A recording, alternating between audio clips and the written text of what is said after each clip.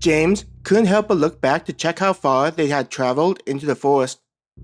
The forest was already starting to get dark as the sun was close to setting, the day transitioning to night. "We'll need to get ready to rest for the night," Kate said as she kept her head swiveled in order to spot any movement ahead of them. James looked ahead and thought he saw movement. His hand slowly reached for his daggers to prepare for contact with the monsters.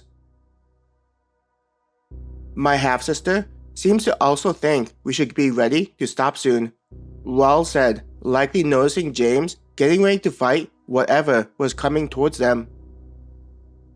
Hearing that it was Celine, James sighed in relief.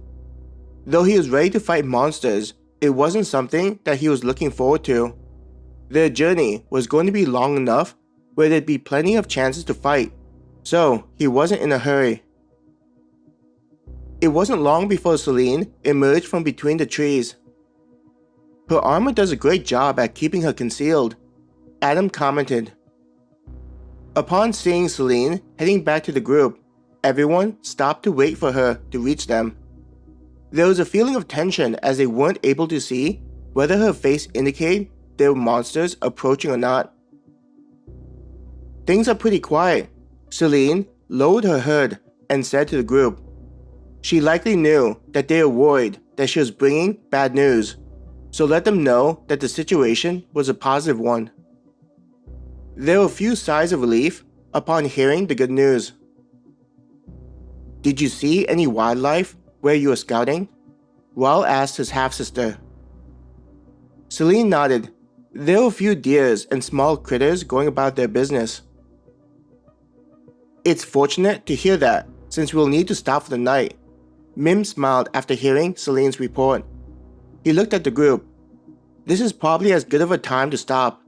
The most pressing question is whether we should hunt for food or eat rations for the night." "Wouldn't cooking food attract monsters to us?" Peter asked. Sam shrugged. "Even if we didn't cook food, they'd still be able to smell us or the rations we brought with us. So it's not like we could avoid them by not cooking food. We should also probably save our rations as much as possible for times where we aren't able to catch or gather our food when we stop," Raul said, pointing out the possible issue they could face in the future. Mim nodded. "That's correct. Even if we were to cook our food, I don't think it would materially affect the threat level." James took off his pack and walked over to a nearby tree. Leaning against the tree, he sat down next to it and rested.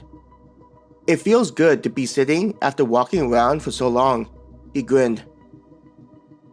"We'll need to set up shifts for a watch," Raul said to Mim. Mim looked around the group, pausing a moment to make a grin upon seeing James resting against a tree. "Let's have shifts mixed with our two groups. We'll need to start acting as a single group, and the watch would be a good chance for that." "Celine, you'll be paired with Maya." Mim pointed at each one of them. "Peter will be with Naylor. Sam with Adam. Raul and James, and I'll be grouped with Kate." He looked at each one of them to make sure that no one had an issue. "We'll switch up the grouping each day so that everyone has time to interact with one another,"